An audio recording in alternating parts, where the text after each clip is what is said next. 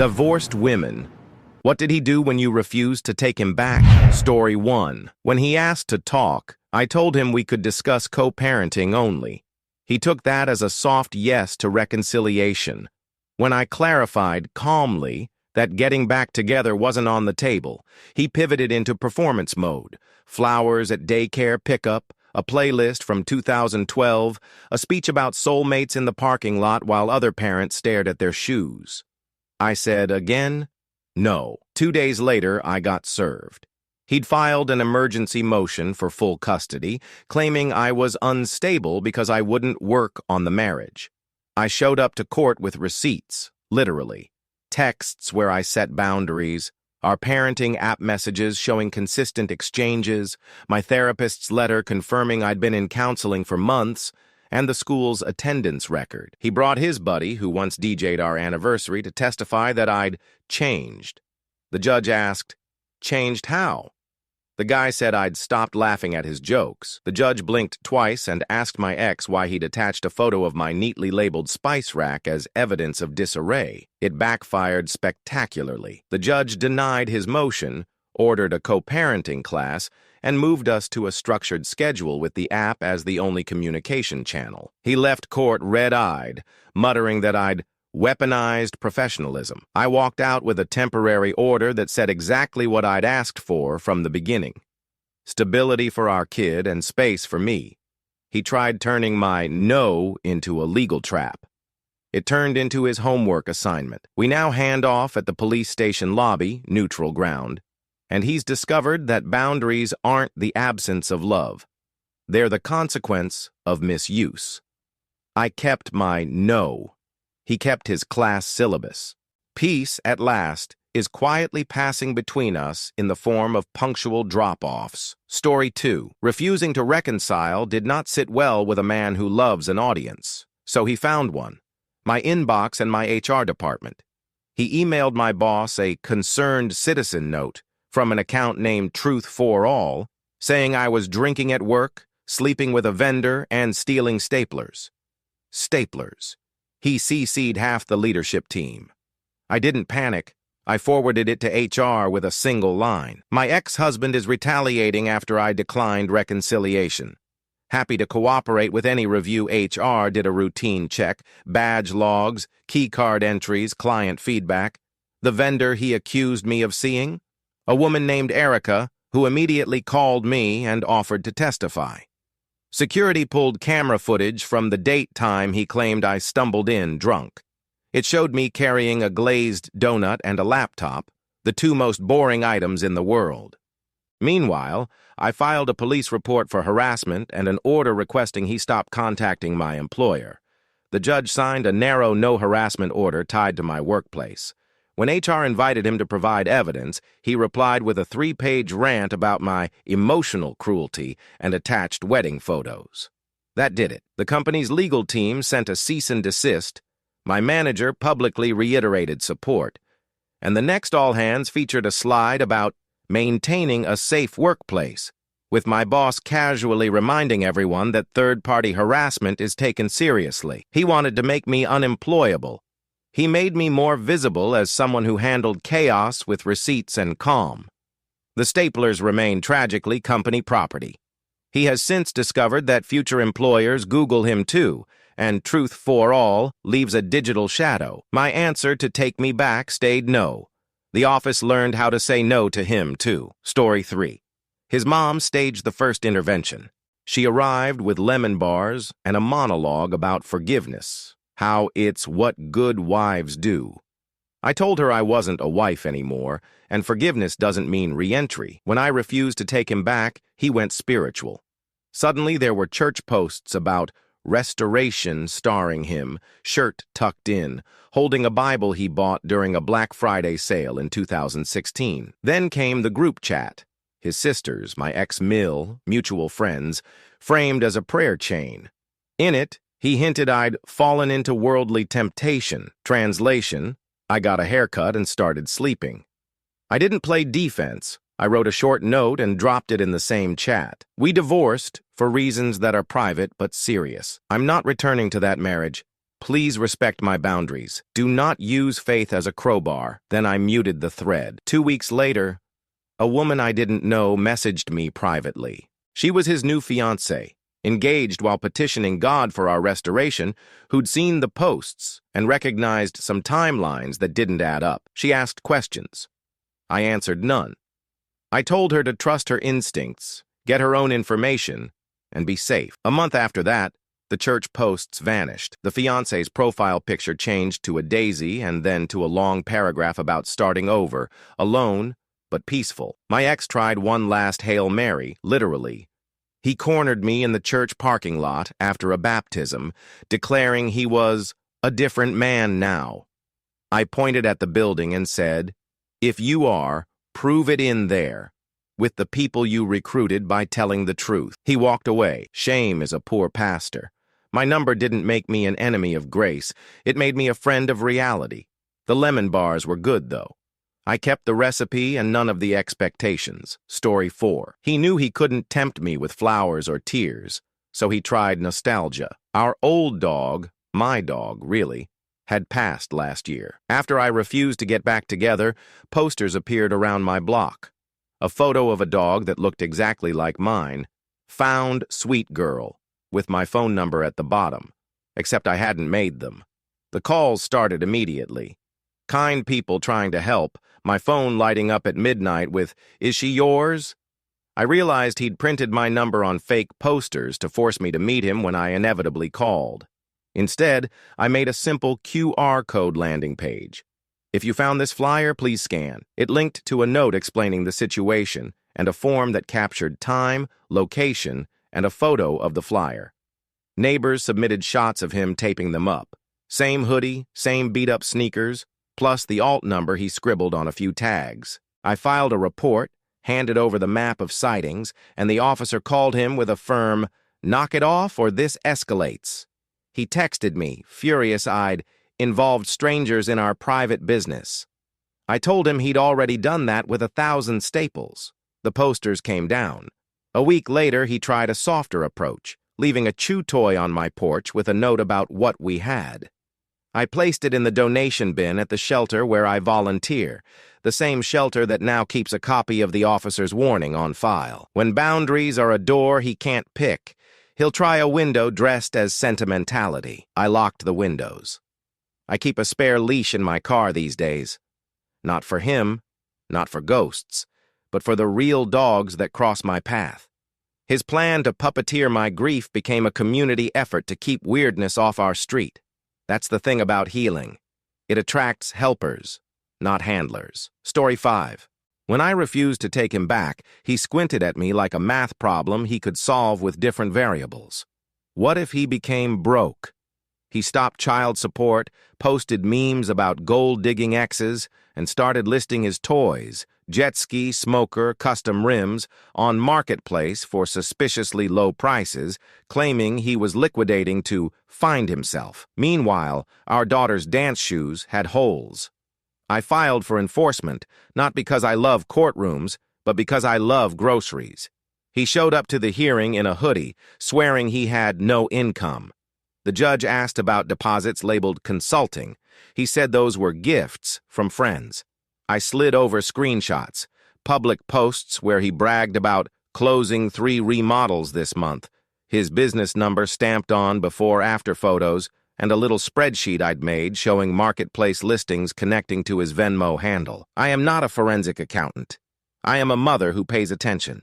The court imputed his income based on prior pay stubs, issued wage garnishment, and warned him about contempt. He left glaring at me like I'd unplugged his game mid-level. 2 months later, support hit on time. He tried to celebrate our teamwork by sending a selfie from a hardware store captioned, "Doing it for the kiddo, coffee sometime." I replied in the app only, "Thank you for paying. Please continue using the court-ordered channel. He hasn't posted about gold diggers since." My refusal didn't turn me into a villain. It turned him into a man with a budget. And me? I got to buy the good ballet shoes, the ones that don't fold at the toe. I don't need an apology latte. I need consistency. The wage garnishment did what 1,000 heart-to-hearts never could.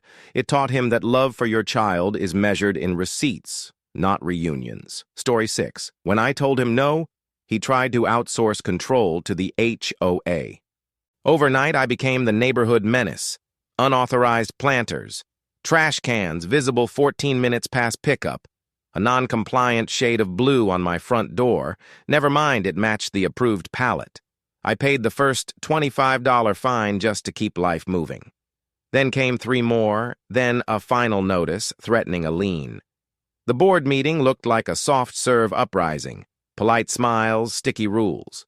My ex sat in the back, arms folded, pretending he just cares about standards. His text to a board member, "Make her feel it," showed up in a screenshot forwarded by a neighbor who'd had enough. So I read the bylaws.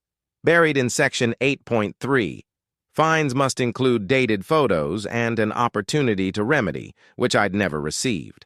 I showed the board a binder, time-stamped ring footage of my trash cans rolled in at 6:12 p.m., paint invoices, a letter from the developer confirming the exact door color code.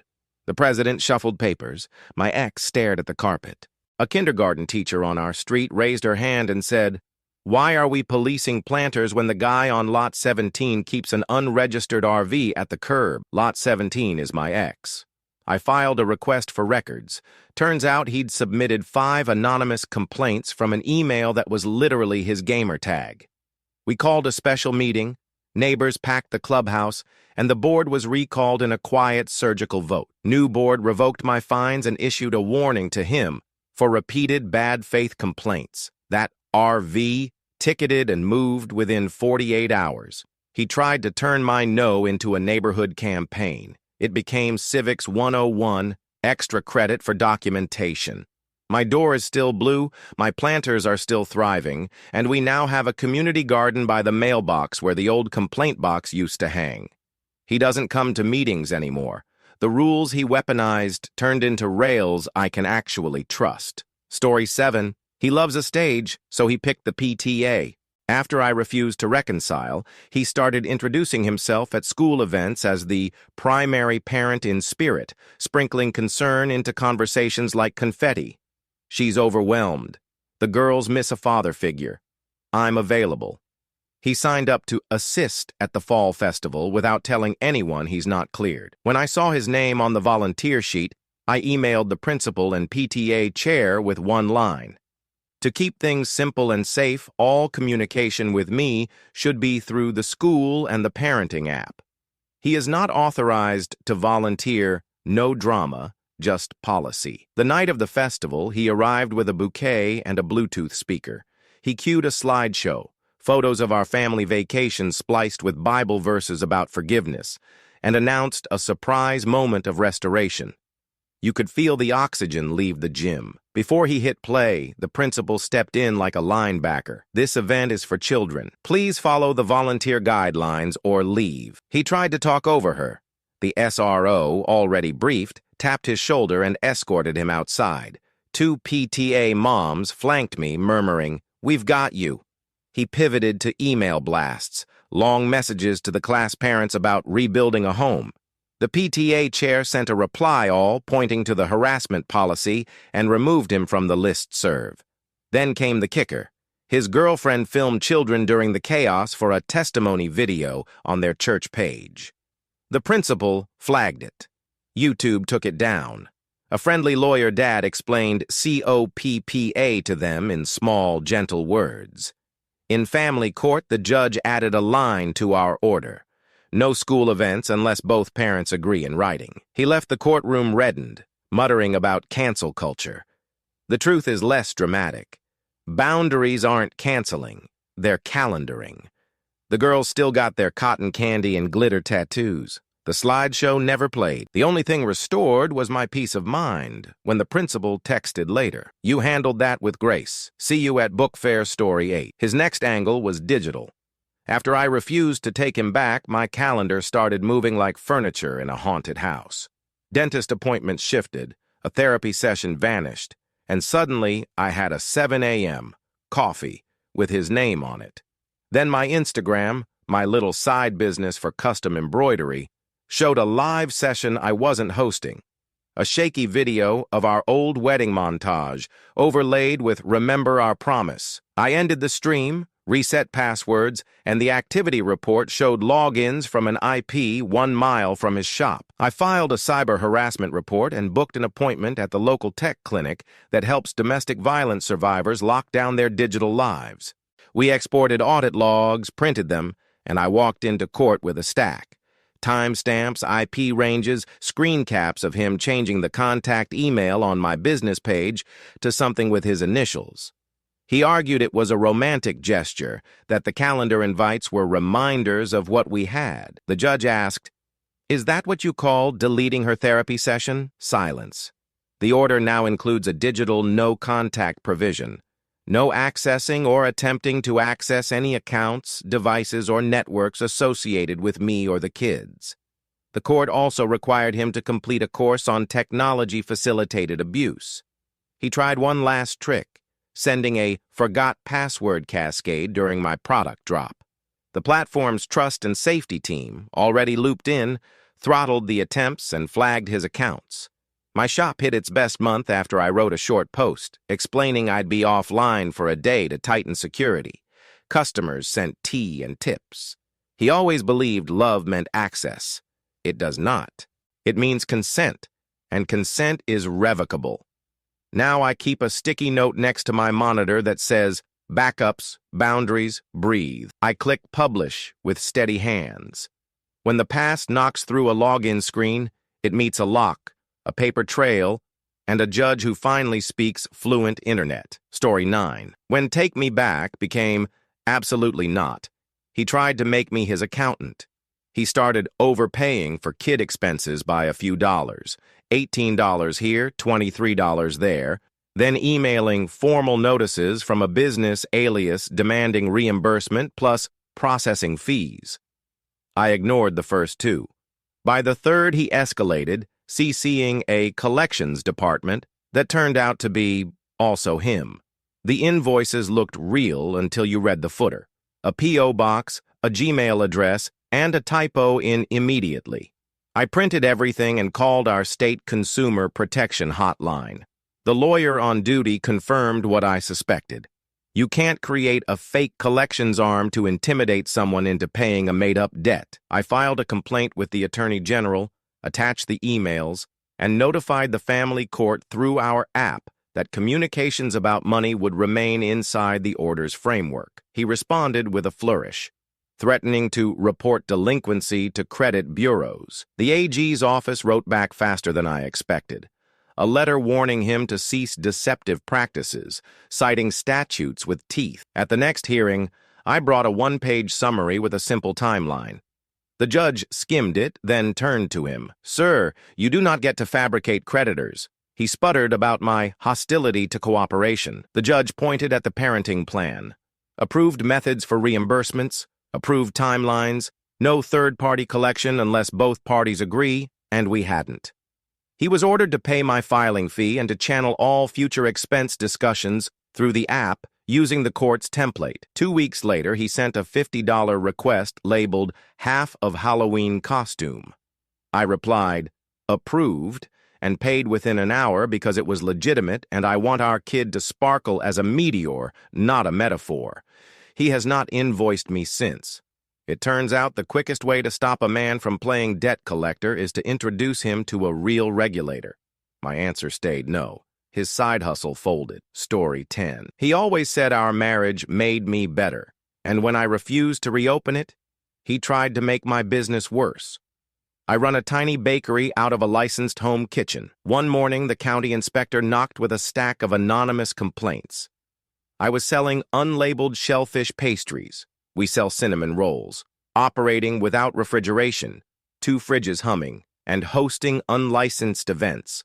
A 4-year-old's cupcake class. I invited the inspector in. He walked out with a warm scone and a note. Everything is immaculate. 3 days later, another complaint.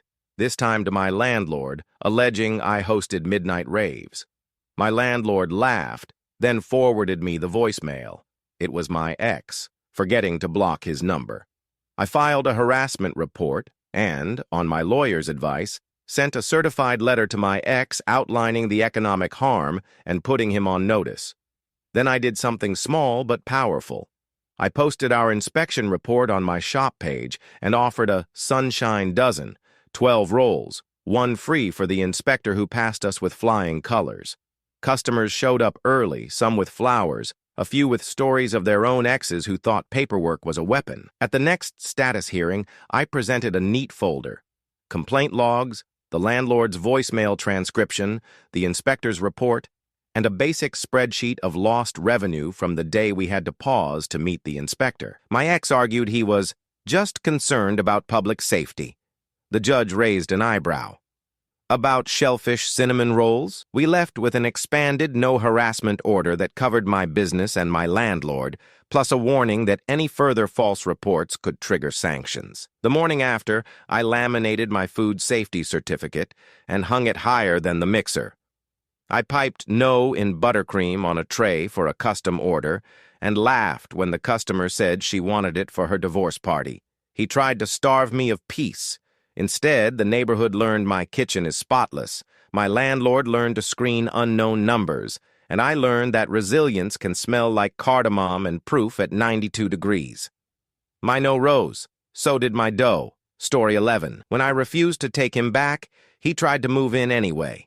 Like the divorce was a weather advisory, and he was just ignoring the forecast.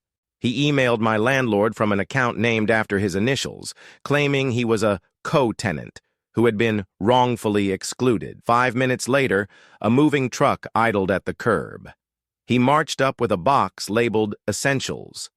Xbox, cologne, a framed photo of himself on a jet ski, and announced, "By law, you have to let me in." I didn't argue.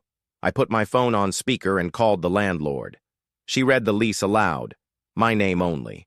No sublets, no additions, no returning ex-husbands with nautical vanity photos. He tried a tactic I recognized: the crowd effect. Let enough bystanders watch, maybe I'd cave to avoid a scene. I didn't. I pointed to the doorstep camera and said, "You are trespassing." He shoved a foot against the door. I shut it, locked the chain, and texted the non-emergency police line I'd saved months ago. Officers came, looked at the lease, and gave him two options: remove the truck or meet them downtown to discuss a trespass warning. He chose the truck, muttering about family rights. The next morning, he upped the pressure, sent a notice of occupancy he'd drafted himself, complete with a fake statute and his signature in a font suspiciously called charismatic. My lawyer sent a short reply: cease and desist. Further attempts to enter will be treated as harassment. We added the building to the no-contact order so the lobby staff could refuse him.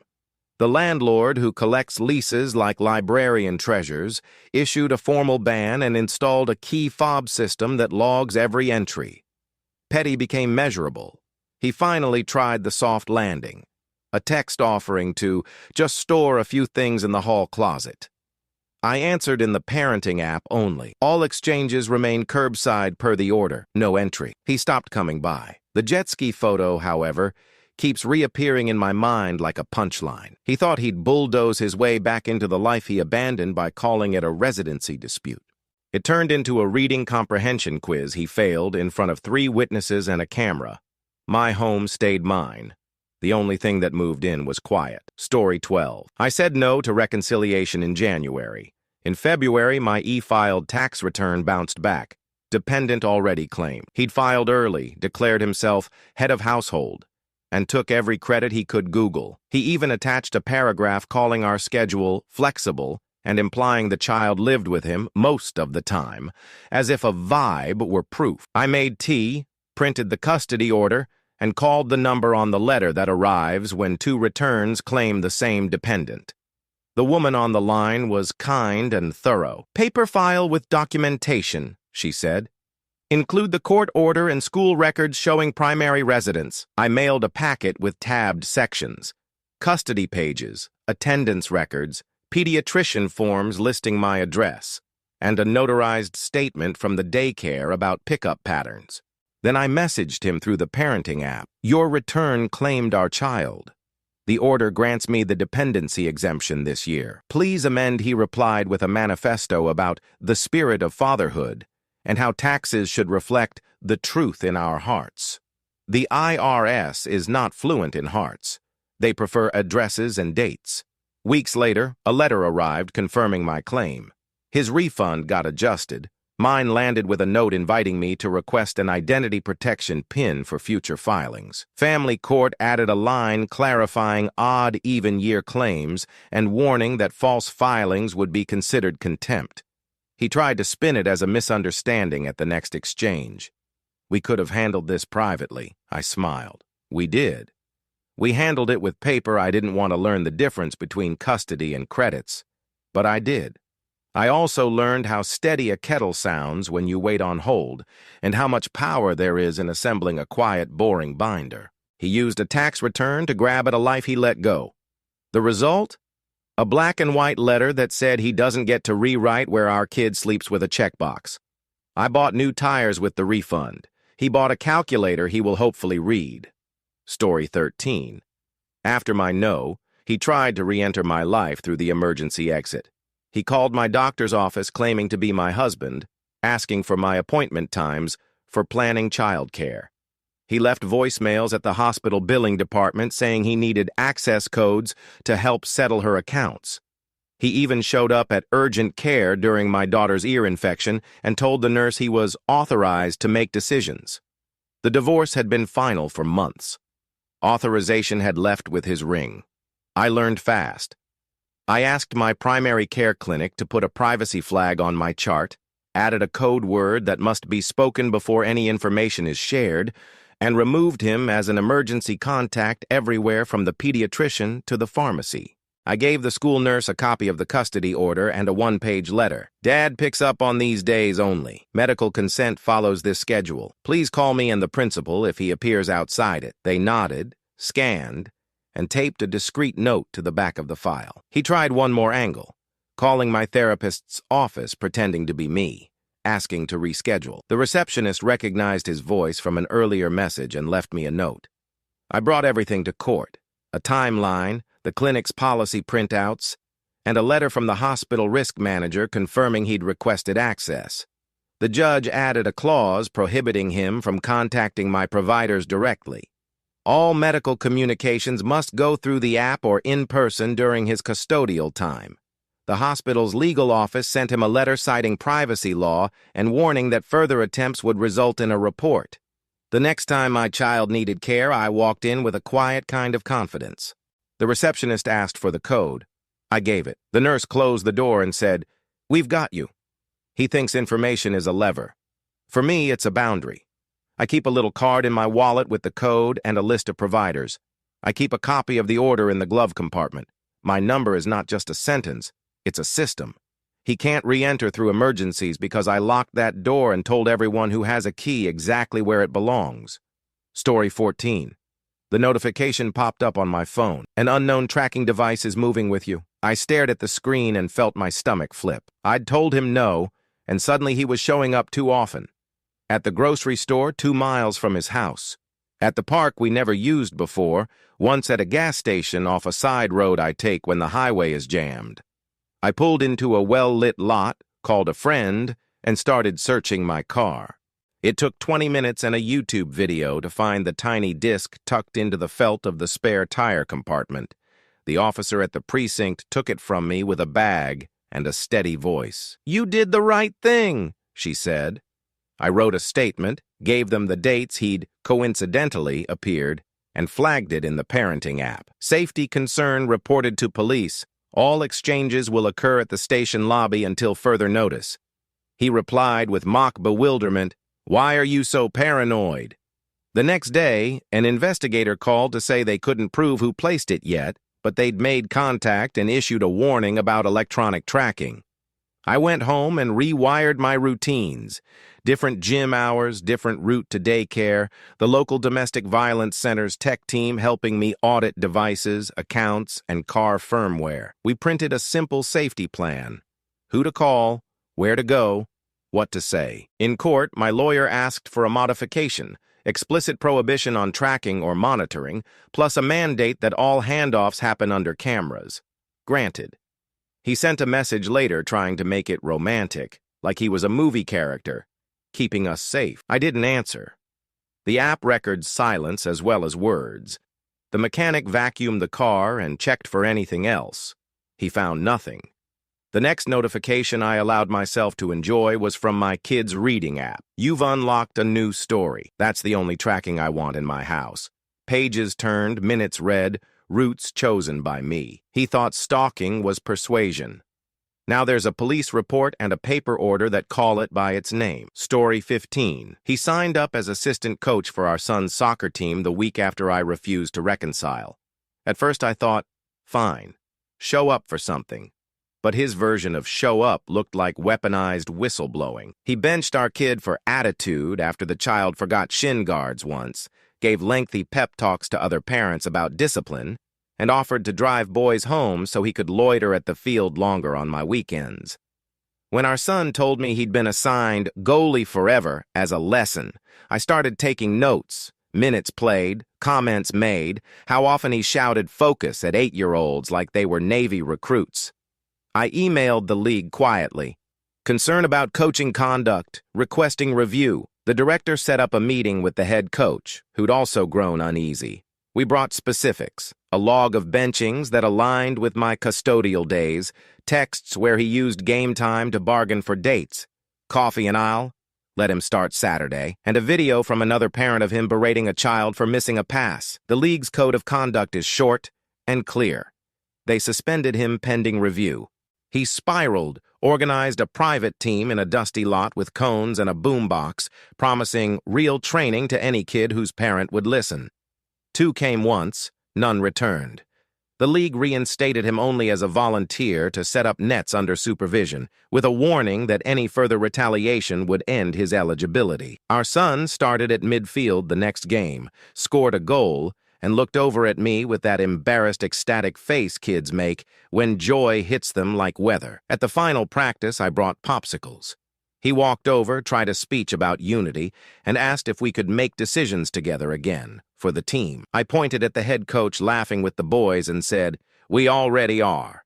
The team decided he didn't like that answer, but it wasn't for him. I left with a sticky hand and a kid who slept in the car, orange tongue hanging out, cleats still on. He signed up to be near me. He ended up learning that community has rules, and children can tell the difference between coaching and control. Story 16. Our divorce decree says, in one unromantic line, that Maple, the copper mutt who slept on my feet through every bad year, belongs to me. He asked to visit her when I said no to reconciliation. I offered a 15-minute sniff and throw at the park with our kid present. He wanted overnights. I declined. The next week, during a kid exchange, he knelt to say goodbye, unhooked Maple's leash with a magician's flick, and sprinted to his truck. I yelled. She panicked and jumped in. He peeled away like he'd rescued hostages. I filed a stolen property report and called our vet. Maple's microchip had my name, my address, my signature on the adoption contract. Animal Control added her to the system as unlawfully retained. I also messaged him through the parenting app. Return Maple immediately. She is registered to me under the order. He replied with a manifesto about how Maple chose him and that dogs aren't furniture. Agreed. That's why I had receipts. 2 days later, Animal Control called. A good Samaritan had brought Maple in after finding her loose. She'd bolted from his yard. The scanner beeped, my info popped up, and they held her while officers went to educate him on custody orders and theft. I arrived with Maple's bed and a copy of the decree. She tucked her face in my jacket and whined like she'd been holding her breath. He showed up red-faced, insisting we co-own memories. The officer pointed to the microchip record, the decree, the adoption paperwork with my signature. Memories aren't title, she said. Back in court, my lawyer asked to modify the order. No contact about pets outside the app. No removing the dog from my possession. Any visits with Maple at my sole discretion and only in public, supervised spaces if ever. Granted. I also took practical steps. New harness with a locking clip, a backyard latch that could withstand a tornado, and Maple's name tag swapped for one that just says, "I'm chipped. Call my vet." He wanted to make Maple a symbol, a lever to pry me back. She's not leverage. She's a living creature with a microchip and a bedtime routine and a terrifying memory of a truck door slamming. Now she sleeps pressed against my knees again. And when I throw the ball, she rockets after it with a joy that's exactly what we left that marriage to keep. Story 17. When Take Me Back became No, he tried to turn my yeses into hostages. Specifically my business name. I run Riverclay, a tiny pottery studio with a site I built myself, riverclaystudio.com. Renewal notices had been hitting my inbox during the divorce fog. I paid them on time.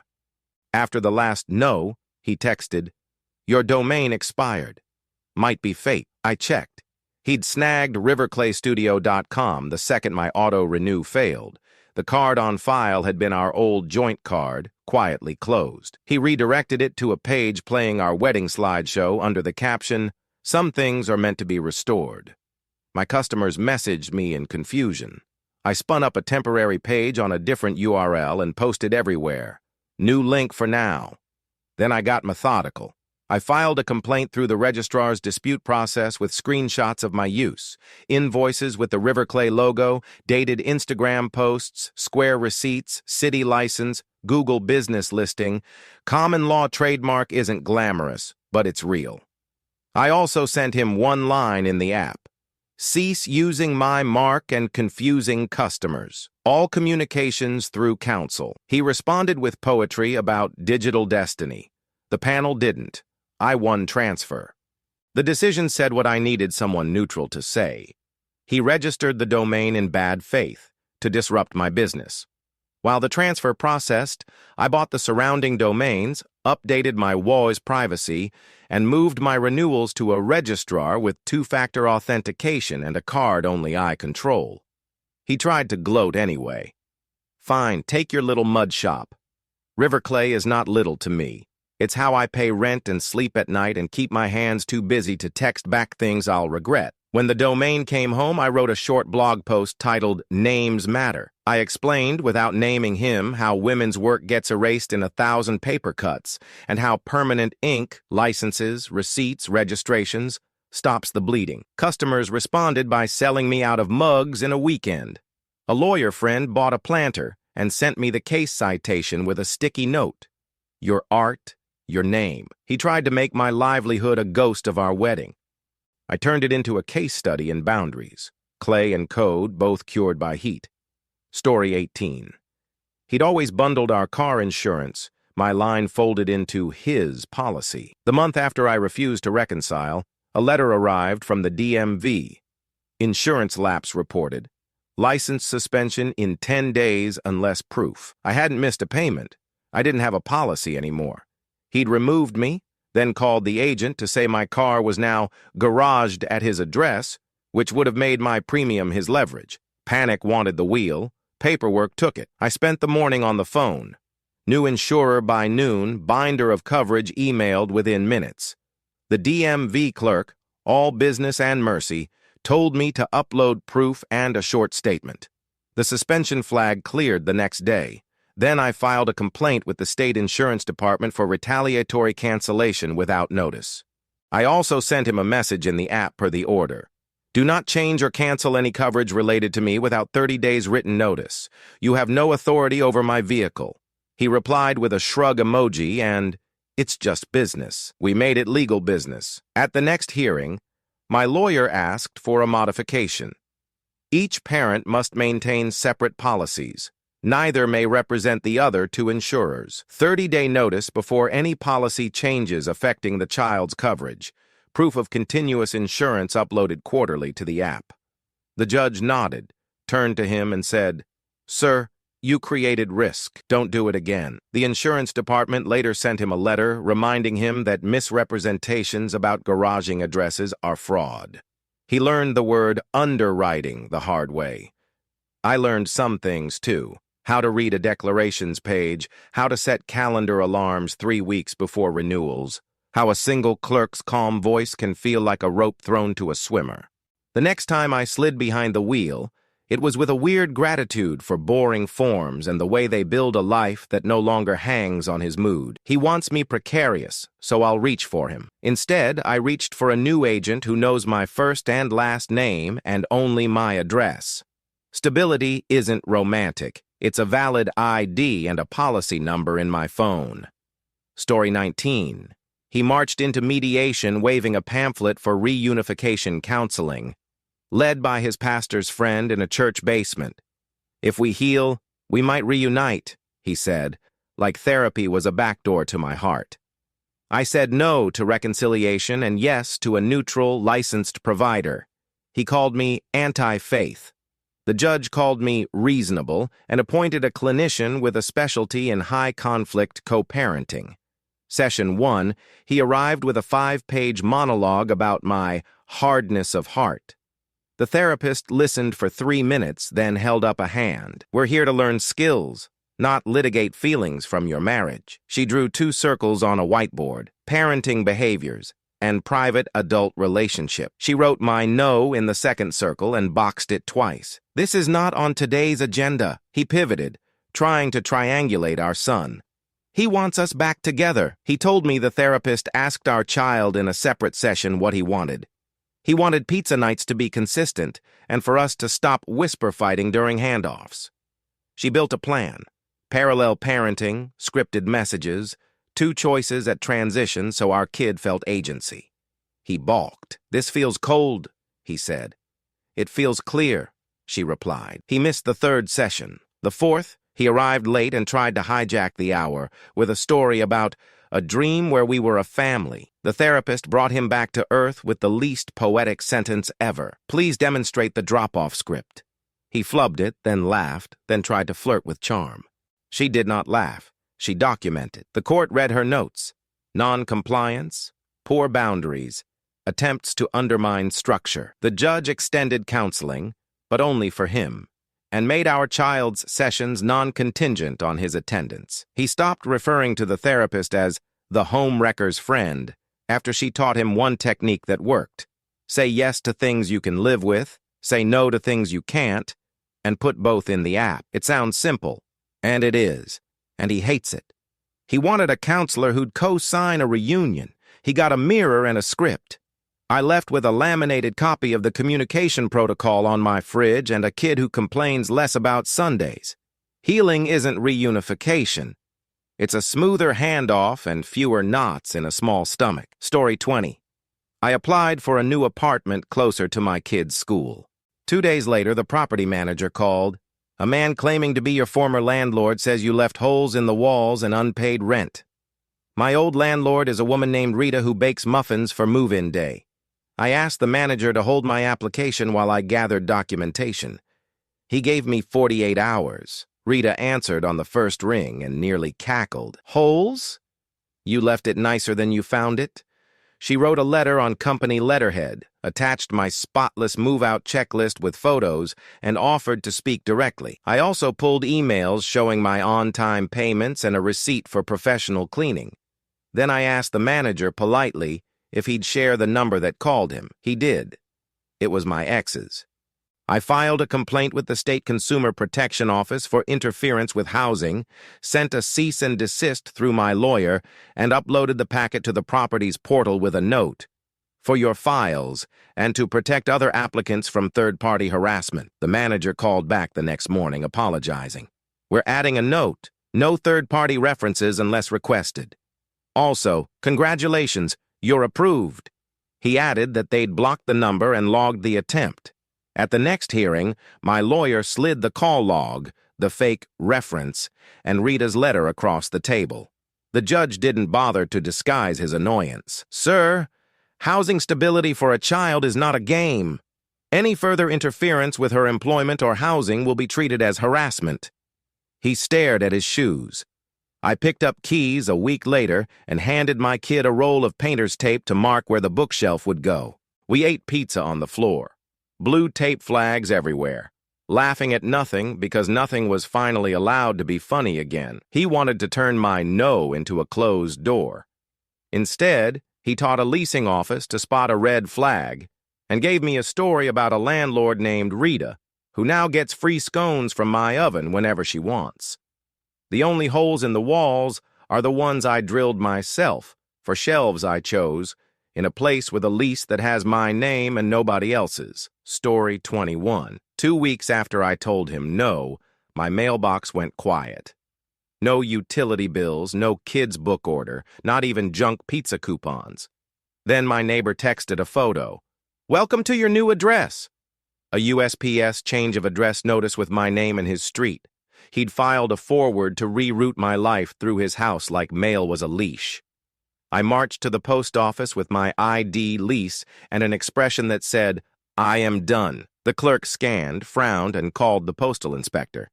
Turns out the request was temporary, submitted online with a phone number I recognized from 1,000 pointless arguments. They reversed the forward, flagged my name, and opened a case. I enrolled in informed delivery so I could see scanned envelopes before they arrived, set a password on my USPS profile, and bought a locking mailbox because apparently adulthood is just layering locks on locks. I messaged him through the parenting app, receipt, screenshot, case number, and added one line my lawyer wrote, "Cease interfering with mail. Further attempts will be treated as tampering." He answered with a shrug emoji and, "It was a mistake, sure." Like tripping and falling onto a government form. The inspector called a week later. They'd educated him on federal law and documented the incident. Meanwhile, I had to unwind the chaos. Late notices, a health bill that thought I moved, a package that did a 3-city tour. I made a spreadsheet, tabs for bills, shipments, and my temper, called vendors, and asked each to add a no-address change without written authorization note.